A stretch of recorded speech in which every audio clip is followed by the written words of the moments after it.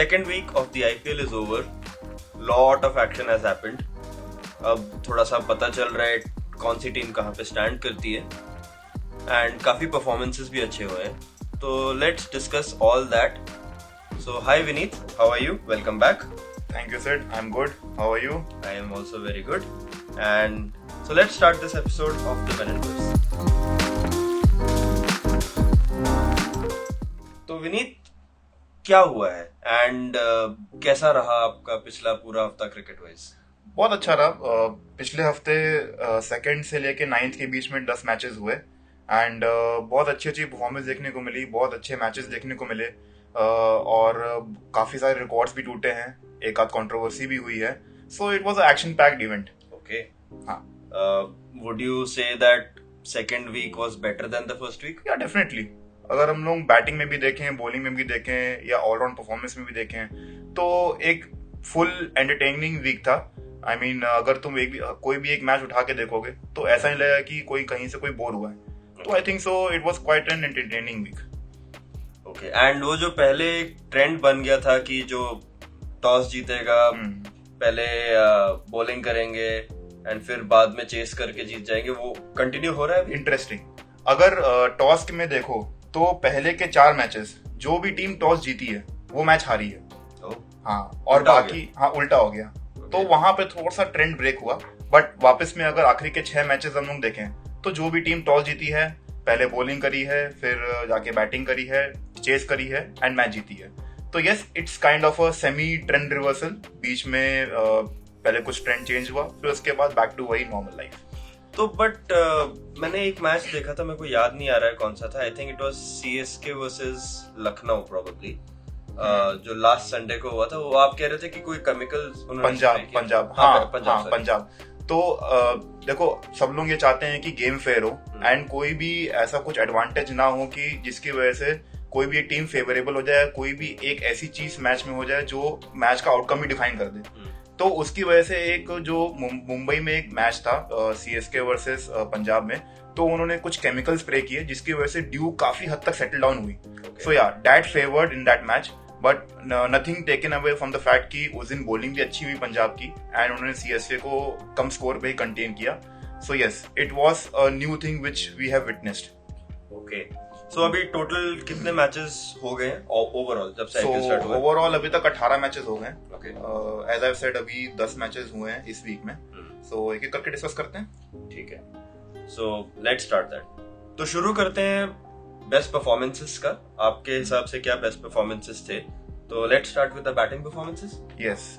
अगर बैटिंग में हम लोग देखें तो जो फर्स्ट वीक था आईपीएल का, उसमें सब लोग सिर्फ आईपीएल की फील ले रहे थे क्योंकि पहले 2 मैचेस हुए थे, बहुत सारा सबको एक्सपोजर नहीं था, नया फॉर्मेट है, नया बबल, सब लोग आए हैं and it's not that easy कि एक इतने बड़े टूर्नामेंट में आके आप स्ट्रेट अवे आप मारना शुरू कर दो. So while the first week was having a feel of the IPL, second week was where the main business started. तो अगर हम लोग सेकंड वीक में देखें तो Jos Buttler, he is the main stay of Rajasthan Royals batting. Opening करते हैं, top order batsman है and the match against Mumbai Indians 9th match, he just taken the Mumbai Indians bowlers to cleaners. 100 मारे 68 balls में, 11 force and 5 sixes. That was a one sided inning जिसने पूरा game का जो रुख था वही पूरा बदल दिया. एंड इनफैक्ट उसने अपना फॉर्म भी कंटिन्यू किया. जब नेक्स्ट मैच उसने राजस्थान रॉयल्स के अगेंस्ट खेला तो 70 मारे 47 बॉल्स में, जिसमें 6 छक्के शामिल थे. अगर उसकी इनिंग्स किसी ने देखी वहां पे तो उसने 40 बॉल से 40 के आसपास ही थे, बट आखिरी के 6-7 बॉल में उसने इतना अच्छा एक्सीलेट किया कि अपना स्ट्राइक रेट और बेटर कर दिया. सो दिस इज वेयर जो भी अच्छा प्लेयर होता है वहां पे दिखाते हैं कि अगर स्टार्टिंग में स्ट्रगल कर रहे हैं, अगर स्टार्टिंग बॉलिंग अच्छी हो रही है, so you have to give respect to the bowling. लेकिन अगर आपने एक बार पिच को समझ लिया और 1-2 अच्छे शॉट्स कनेक्ट हो गए, then it's a matter of 5-6 balls अगर आप गेम कन्वर्ट कर सकते हो. ऑलराइट. एंड एक और चीज मेरे को पूछनी थी, क्या Jos Buttler is the only person जिसने अभी तक सेंचुरी मारी इस आईपीएल में? इस आईपीएल में Jos Buttler is the only person जिसने सेंचुरी मारी है. Yes. And coming back to some more batting performances, Liam Livingstone बहुत ही हैवी प्राइस पे आए थे. पंजाब ने उसको बहुत हैवी प्राइस पे खरीदा था. हार्ड हिटर है, but IPL has never seen the best of Liam Livingstone. But in 2 matches में सीएसके के अगेंस्ट उसने 60 मारे 32 बॉल में, 5 चौके और 5 छक्के. और फिर अपना फॉर्म कैरी करते हुए नेक्स्ट मैच जब उसने पंजाब के अगेंस्ट गुजरात टाइटंस के अगेंस्ट खेला, देन 64 मारे 27 बॉल्स में। सो ये तो दो परफॉर्मेंसेस हो गई जिसने जो एस्टैब्लिश्ड प्लेयर्स की बात हो गई, but for me those performances are much better जो कि यंग गन्स आके एक बड़े स्टेज में आके परफॉर्म करें। मैच 18 में मुंबई इंडियंस और आरसीबी का जो मैच था उसमें अनुज रावत आरसीबी का एक प्लेयर है जिसने 66 मारे 47 बॉल्स में, which was a very good innings. And match 17 में सनराइजर्स का एक प्लेयर है अभिषेक शर्मा जिसने 75 मारे 50 बॉल्स में, and he just 21 years old. So this goes to show कि जो आजकल के जो प्लेयर्स हैं दे आर ऑलवेज रेडी। वो इतने अच्छे से ट्रेन हो चुके हैं, इतने अच्छे से उनका फोकस है कि आते के साथ ही वो परफॉर्म कर सकते हैं। ये इन सारे प्लेयर्स का फर्स्ट आईपीएल है? नहीं, ये पहले आईपीएल खेल चुके हैं, but they are very young. वो बहुत ही रॉ हैं ये लोग। And for me the standard performance was given by Shubman Gill. I have always rated Shubman Gill to be the next superstar of the Indian team. I mean अगर किसी को भी उसके कैपेबिलिटी पे डाउट है तो उसकी अंडर 19 की जो इनिंग्स थी पाकिस्तान के अगेंस्ट वो जाके देख ले, साइड आउट्स क्लियर हो जाएंगे। एंड इनफैक्ट आज के भी इस वाले वीक में पहला मैच जब उसका गुजरात टाइटंस और दिल्ली कैपिटल्स के अगेंस्ट था तो उसने 84 मारे 46 बॉल्स में। एंड जो नेक्स्ट उसकी इनिंग्स थी वो मेरी सबसे फेवरेट इनिंग्स थी क्योंकि बॉलिंग अटैक पंजाब का था एंड उसने 96 मारे 59 बॉल्स में, सिर्फ एक छक्का और 11 चौके। तो जो हम लोग बात करते हैं ना कि बीच में स्ट्राइक रोटेशन होनी चाहिए, सिंगल्स होने चाहिए, डबल्स होने चाहिए, डॉट बॉल नहीं होने चाहिए, and this was lacking in Shubham gills in the previous few IPL seasons. अगर लास्ट का आईपीएल सीजन देखो तो उसने डॉट बॉल्स बहुत खेली। एंड ऑफ कोर्स यूएई का ट्रैक थोड़ा डिफरेंट होता है, बट अगर शुभम गिल अपनी ये वीकनेस अगर छुपा लेता है और वो स्ट्राइक रोटेट करना कंसिस्टेंटली चालू कर दे तो ही is the next big superstar of the Indian team. Okay,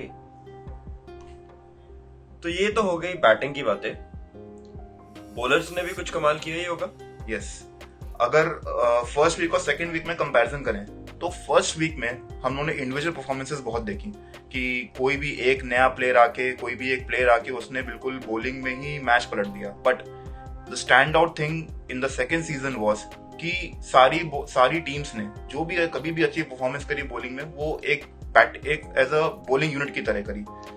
match number 9 में मुंबई इंडियंस और राजस्थान रॉयल्स का मैच था तो राजस्थान रॉयल्स ने एक as a whole bowling unit perform किया। सबने एक 2 विकेट लिए, चहल ने विकेट लिया, अश्विन ने रोका और ट्रेंट बोल्ट ने रोका, तो एक टोटल बॉलिंग परफॉर्मेंस निकल के आई। एंड मैच नंबर 12 में जब लखनऊ सुपर जायंट्स और सनराइजर्स का मैच था तो उसमें कुणाल पांड्या ने 2 विकेट लिए, आवेश खान ने 4 विकेट लिए। And so it was a bowling performances में सबसे बेस्ट में मुझे ये लगा कि सारे बॉलर्स ने एक साथ मिलकर परफॉर्म किया, ना ही सिर्फ एक इंडिविजुअल परफॉर्मेंस की वजह से मैच नहीं जीते। लेकिन उसमें भी the standard performance according to me was Lockie Ferguson. Match number 10 में गुजरात टाइटंस जब दिल्ली कैपिटल्स से खेल रहे थे so he dismissed 4 players for 28 runs. And look at the wickets जो उसने लिए, Prithvi Shaw, Mandeep Singh, Rishabh Pant and Akshar Patel. All dangerous. And we all know how dangerous is Rishabh Pant. We all know Akshar Patel ने कैसे एक फर्स्ट मैच में match खत्म किया था। पृथ्वी शॉ एग्रेसिव प्लेयर है इंडिया का। So yeah, that was the main standout performance according to me in terms of bowling. And in fact, Liam Livingstone ने भी जब उसने 60 रन्स मारे थे सीएसके के अगेंस्ट तब उसने 2 विकेट लिए। So yes, the bowling was looking much better than batting. Batting में अगर इंडिविजुअली परफॉर्मेंस में हम लोग को देखने को मिली तो बॉलिंग में हम लोग को ऑलराउंड परफॉर्मेंस देखने को मिला। वेरी नाइस, मतलब बैटिंग एंड बॉलिंग में काफी अच्छे परफॉर्मेंसेस हुए हैं। तो इसमें से आप गेम चेंजिंग मोमेंट या game changing moment of the week किसको आप गेम चेंजिंग मोमेंट बोलना चाहेंगे? हैंड्स डाउन मैच नंबर 19 में आरसीबी वर्सेस राजस्थान रॉयल्स। 170 का टारगेट था। वी ऑल नो कि आरसीबी हमेशा जब भी कोई भी टीम कभी भी नए सीजन में आती है तो they are heavily backed on their top order, the likes of Kohli, Gayles, de Villiers. But de Villiers अभी है नहीं, गेल अभी है नहीं, एंड फाफ डू प्लेसी आया है जो भी टॉप ऑर्डर बैट्समैन है। Virat Kohli, we all know how good he is, no words to describe him. And उसके बावजूद भी 87 for 5 से आरसीबी, एंड उस पोजीशन पे आके 12.5 ओवर हो गए हैं, करीबन 7 ओवर में तुमको और 70-80 रन चाहिए एंड तुम्हारी सिर्फ टेल बाकी है, उस टाइम पे आके दिनेश कार्तिक और शबाज ने आके मैच चेंजिंग इनिंग्स खेली and they were very good and this was lacking in RCB. मैंने पहले भी बोला था कि अगर आरसीबी को मैच जीतना है तो उनको एक अच्छा फिनिशर चाहिए एंड अगर जितने भी मैचेस आरसीबी जीती है उसमें से एक कंट्रीब्यूशन दिनेश कार्तिक का बहुत ज्यादा रहा है। इस मैच में भी उसने 40 वॉट करे, हमेशा छोटी छोटी इनिंग्स और इम्पैक्टफुल इनिंग्स। यही काम होता है नंबर 6 और नंबर 7 के प्लेयर का। आना है 5-6 बॉल खेलनी है, क्योंकि वो जब भी आएंगे या तो फिर 7-8 बॉल खेलने को मिलेगी या तो टीम हमेशा ट्रबल में रहेगी। सो एक बहुत ही इंपॉर्टेंट फैक्टर होता है कि नंबर 6 और नंबर 7 का एक अच्छा प्लेयर होना। एंड उसके साथ तो विनीत, पिछली बार तो काफी माइलस्टोन्स हुए थे, 2 माइलस्टोन्स हुए थे और दोनों सीएसके की टीम से हुए थे। इस टाइम ऐसा कुछ हुआ है क्या? हाँ, एक परफॉर्मेंस ऐसी थी, अगर कोई T20 का प्लेयर है और वो इस स्टेज पे आके ऐसी परफॉर्मेंस दे तो मेरे ख्याल से वो ऑपोजिशन टीम का पूरा कॉन्फिडेंस ही नहीं बल्कि पूरा मोरल भी डाउन कर देता है। मैच नंबर 14 में Mumbai versus KKR, KKR as you all know बहुत ही अच्छी बैटिंग लाइनअप है उनकी। आंद्रे रसल है, हार्ड हिटर है, फिर सैम बिलिंग्स है, श्रेयस अय्यर है, बट उसमें पैट कमिंस ने 14 बॉल्स में 50 मारी, which is the joint or the record for the highest fastest 50 in the entire IPL history. Okay. So that was one milestone which Pat Cummins has reached this time and kudos to him. अगर इस तरह की innings कोई भी अगर player खेलता है तो सामने वाले का पूरी टीम का मोरल डाउन कर देता है कि एंड ये किसके साथ रिकॉर्ड होल्ड कर रहे हो? मतलब केएल राहुल के साथ टाइड है 14 बॉल्स में एंड उसने 56 रन्स मारे थे 15 बॉल में। एंड ये ऐसी इनिंग्स है कि उसने मतलब ये मैच केकेआर जीतती बट केकेआर मैच बहुत जल्दी जीत गई, 16 या 17 ओवर्स में जीत गई, तो जो नेट रन रेट का मार्जिन आएगा वो बहुत ही हैंडी होगा इस टाइम पे। तो एक एडेड एडवांटेज हो गया केकेआर के लिए, क्योंकि अगर 10 टीम है और 3-4 टीम्स के बीच में टाई होता है कि सबके सेम पॉइंट्स हैं तो net run rate will be a big boost.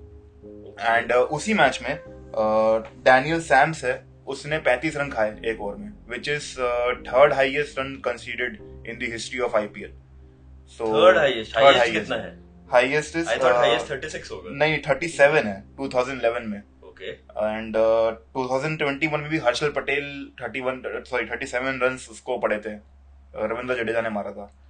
तो दिस काइंड ऑफ इनिंग्स अगर एक बॉलर है और 35-36 रन 37 रन पड़ जाए तो थोड़ा सा सेल्फ डाउट भी होता है कि यार मुझे 35-37 रन कैसे कोई मार सकता है। मैच भी चेंज हो जाता है, मैच भी चेंज हो जाता है। हाँ, मतलब 6 ओवर में अगर तुमने 35 मारे तो इट्स लाइक हिटिंग 6 सिक्सेस, तो एकदम से पूरी मैच की डायनामिक्स और पूरे टेबल की डायनामिक्स चेंज कर देता है। So that was one noticeable highlight और the one noticeable milestone which has been broken this time. तो जैसे last week first week of the IPL में कंट्रोवर्सीज हुए थे। एक कंट्रोवर्सी हुआ था केन विलियमसन का जो आउट हुआ था। हाँ, तो आई होप इस टाइम कोई कंट्रोवर्सी नहीं था, ये क्लीन वीक गया है। Sid, you will be disappointed, इस टाइम भी एक कंट्रोवर्शियल डिसीजन रहा। Come on. Yes, and that too off none other than Virat Kohli. And ये भी आउट के ऊपर ही था। And we all know how emotional and how vocal Virat Kohli is जब उसको कोई गलत डिसीजन मिल जाता है। So this happened in the last match number 18 में, जब विराट कोहली बैटिंग कर रहा था तो 18.1 ओवर की जो बॉलिंग थी वो बॉलिंग कर रहा था Dewald Brevis. He is a south African batsman and a part timer. तो जब उसने बॉल मारी एंड विराट कोहली ने डिफेंड किया एंड बैट और पैड दोनों एक साथ बीच में आया तो डिसीजन ऑब्वियसली थर्ड अंपायर की तरफ गया एंड थर्ड अंपायर ने उसको आउट दिया। बट अगर रिप्लेस देखो और बार बार रिप्लेस देखो तो ये दिखता है कि बैट और पैड दोनों एक साथ टच किए। तो उस समय मेक श्योर करना बहुत डिफिकल्ट हो गया था कि पहले पैड लगाए कि पहले बैट लगाए, पहले बैट है कि पैड है। Even the umpire was confuse. But अगर तुम रूल्स को देखो, रूल्स ये बोलता है कि अगर कंक्लूसिव डिसीजन एविडेंस नहीं है कि आपका पहले पैड लगा है कि बैट लगा है, देन the rule says कि आपका बैट पहले लगाए फिर पैड लगाए and the decision goes into the favor of batsman. Okay. But the umpire thought it's the other way around and Virat Kohli, he was furious. तो एक I think बहुत basic सा, बहुत ही स्टूपिड सा सवाल भी हो सकता है, बट थर्ड एम्पायर सेम रहता है हर मैच के लिए या नहीं, different थर्ड रहता अंपायर अलग अलग रहते हैं. हाँ. सो इट्स नॉट फिक्स्ड कि कोई एक अंपायर है तो वो बैक टू बैक मैचेस करेगा नहीं करेगा. It's totally random. है? Okay. उनका एक पूरा फिक्सचर आता है कि कौन से थर्ड अंपायर होंगे, कौन से जो फील्ड अंपायर होंगे. So it depends on that. And एक और ऑनरेबल मेंशन या one player to watch out for the future is Dewald Brevis. He is a young South African batsman जो भी सिर्फ 18 साल का है and he has debuted for Mumbai Indians. 2 match खेले हैं, though he hasn't scored that much या कोई नोटिसेबल ऐसा कुछ नहीं, बहुत ओ माय गॉड इनिंग्स नहीं खेली है, बट वन लिटिल इनिंग्स जो उसने पहले मैच में अपनी खेली, दिस गोज टू शो कि he is one very good player and he is one player to watch out for the future. And उसको बेबी एबी भी बोलते हैं बिकॉज उसके शॉट्स और उसका बैटिंग स्टाइल और बैटिंग में जो उसका लिफ्ट है और उसके जो शॉट्स हैं वो डिविलियर्स से काफी मैच करते हैं. So yes, he is one player to watch out for, not only in the IPL but in the future scheme of things as well. Okay, that's very interesting. So this takes us towards the latter half of our discussion. So as usual, purple cap और orange cap का क्या हिसाब चल रहा है, किसके पास क्या है, क्या रिटेन्ड है? हाँ, यस, पर्पल कैप अभी भी उमेश यादव के पास है एंड बिकॉज ऑफ फैक्ट कि उसने पहले 1-2 मैचेस में इतने ज्यादा अच्छी परफॉर्मेंस कर दी है, तो अभी थोड़ा टाइम लगेगा अगर किसी को उसके पास आना है. दो बहुत सारे प्लेयर्स हैं जो जिनके 7 या 6-7 विकेट्स हैं एंड उमेश यादव के पास 2-3 विकेट्स की लीड है, but it can turn around very quickly because you know कि जब ये जैसे जैसे IPL बढ़ेगा, जैसे जैसे IPL प्रोग्रेस करेगा, पिच और स्लो होती जाएगी, तो मेरे ख्याल से फिंगर स्पिनर्स या रिस्ट स्पिनर्स का बहुत ज्यादा रोल आने वाला है. सो यू कैन एक्सपेक्ट कि स्पिनर्स बहुत ज्यादा विकेट लेंगे. ऐसा क्यों है, मतलब कि पिच स्लो होती चली जाएगी, इवॉल्व होगी पिच? नहीं, पिच इवॉल्व नहीं होती. हाँ, एग्जैक्टली मतलब 50% जो तुमने बोला वो सही है. जैसे जैसे आप एक ही सेम पिच पे खेलते हो, जैसे एक ग्राउंड है तो उसमें 3-4 मेन पिच होती है, तो जैसे जैसे आप उसके ऊपर मैच खेलते आते हो पिच स्लो होती जाती है. यूज पिच होती है, एक फ्रेश चीज होती है और एक यूज पिच होती है, एक यूज पिच होती है. तो जैसे जैसे आप उस पर और ज्यादा जितना खेलते जाओगे पिच और स्लो होती जाएगी क्योंकि उसमें वेयर एंड टेयर और होगा. तो मार्क्स ज्यादा हो जाते हैं, थोड़े क्रैक्स भी हो सकता है ओपन अप हो जाएं, ग्रासेस भी हो सकता हो कि कटे ना कटे, that's up to the pitch curator. तो yeah this is one thing to watch out for कि कैसा पिच बिहेव करेगी in the latter half, maybe in the second month of the IPL और in the last 2 weeks of the IPL. So yeah finger spinners या spinners का बहुत ज्यादा important role होने वाला है. एंड जिनके पास भी अच्छे स्पिनर्स हैं दैट विल डू वेल. जैसे राजस्थान रॉयल्स, मुझे लगता है कि आई ऑलवेज सेड की बहुत अच्छी टीम है एंड KKR के पास भी अच्छे स्पिनर्स हैं, गुजरात के पास भी अच्छे स्पिनर्स हैं, इनफैक्ट लखनऊ के पास भी अच्छे स्पिनर्स हैं. So you know it will be a thing to watch out for. Okay, and बात करें हम ऑरेंज कैप की, तो ऑरेंज कैप अभी जॉस बटलर के पास है. ओके, जॉस बटलर ही सेंचुरी मारी है, फिर उसके बाद एक हाफ सेंचुरी भी मारी है and he is in red hot form. Rajasthan Royals का मेन स्टे है when it comes to batting. So yes, he is in main form. अगर राजस्थान रॉयल्स को अच्छा करना है तो it's important for Jos Buttler to perform and keep performing regularly, क्योंकि yes वो अटैकिंग बैट्समैन है एंड जो अटैकिंग बैट्समैन शुरुआत में आपको अच्छी स्टार्ट दे देता है उसको कॉम्पनसेट करना दूसरी टीम के लिए बहुत मुश्किल होता है. एंड जिस तरह की फॉर्म में जॉस बटलर है और 2 इनिंग्स जैसे खेली है, मुझे लगता नहीं कि बहुत मुश्किल से रुकेगा ये. एंड राजस्थान रॉयल्स कैसा परफॉर्म कर रही है, बिकॉज हम पिछले पॉडकास्ट में हमने डिस्कस किया था एंड आपने भी बोला था that Rajasthan Royals is a team to watch out for because they have a pretty balanced lineup and players भी काफी अच्छे हैं, उनके चुनिंदा प्लेयर्स हैं. तो आपको क्या लग रहा है अभी कहाँ पे हैं, कैसे चल रहा है उनका?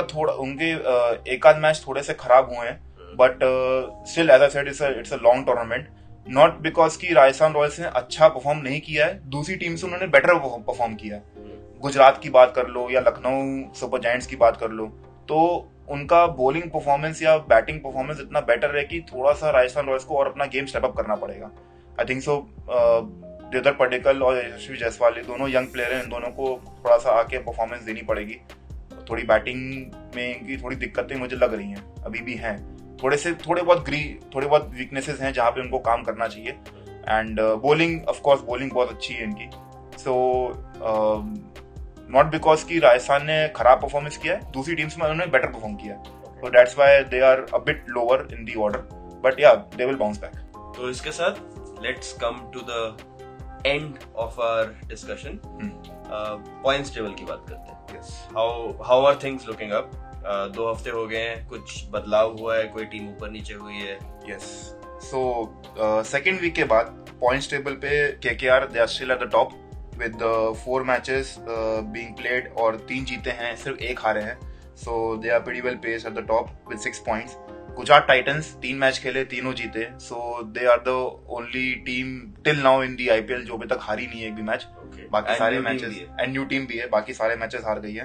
एंड गुजरात टाइटंस से one thing which has impressed me and impressed everyone is the comeback of Hardik Pandya. He has been very brilliant as a captain. अच्छे से साइड लीड किया है, बॉलिंग भी कर रहा है, पूरी 4 ओवर डाल रहा है. एंड उनका नंबर फिटनेस का थोड़ा फिटनेस का इशू था, but he is responding quite well in this season. And if he bats well, as Harsha Bhogle has tweeted, if he bats well and if he's bowling all 4 overs in one match, I think so he's an automatic entry in the Indian team. Yes. Okay. So Gujarat Titans at second place. RCB, they have played 4, won 3, and lost 1 match. They are at also 6 points. They are on the third spot. Fourth spot पे है Lucknow super giants. 4 match खेले, 3 जीते, 1 हारे with 6 points. They are at 4th position. तो इससे बस एक चीज मेरे को जो दिख रही है, that is both the newcomers are doing good. हाँ, क्योंकि उनकी Second टीम and fourth. क्योंकि उनकी टीम बेटर है. हाँ. अगर तुम देखो दोनों के पास एक अच्छे फिनिशर हैं. लखनऊ के पास आयुष बदोनी है और कुणाल पांड्या है जो नीचे आके तेज रन्स करता है. एंड गुजरात टाइटंस इस बार राहुल टेवटिया है जिसने 2 मैचेस जिताए हैं, क्विक फायर इनिंग्स खेली है. दोनों की बॉलिंग लाइनअप भी काफी बैलेंस है. गुजरात के पास रशीद खान है एंड लखनऊ के पास कुणाल है. एंड इसीलिए और बैटिंग भी दोनों की बेटर है, तो एक बैलेंस टीम दिख के आ रही है. हालांकि लखनऊ सुपर जायंट्स में अभी भी ये कमी है कि उनका भी मिडिल ऑर्डर इतना फायर नहीं कर रहा है. Okay. अभी उसमें एक प्लेयर था, मुझे नाम नहीं याद आ रहा, विजय शंकर था जो भी नंबर 3 पे खेलता था, उसको हटा के एक नया प्लेयर लाए. So there still area for improvement in the Lucknow Super Giants, but yeah, so far they have both impressed a lot. And coming back to table, 5th place पे राजस्थान रॉयल्स 3 मैच सिर्फ खेले हैं, 2 जीते हैं, 1 हारे हैं. And Punjab Kings 4 match खेले हैं, 2 जीते हैं, 2 हारे हैं. They are at the 6th place. Delhi Capitals 3 खेले, 2 हारे. So with 2 points they are at the 8th place. Sunrisers Hyderabad 3 खेले हैं, 1 जीते हैं, 2 हारे हैं. They are at 8th. And Mumbai and CSK, unfortunately both the juggernauts of the IPL, they are struggling at 9th and 10th place, playing 4 matches, 4 match हारे हैं. So it's a long table to climb. With every win of the other teams, Mumbai और CSK के chances और कम होते जाएंगे.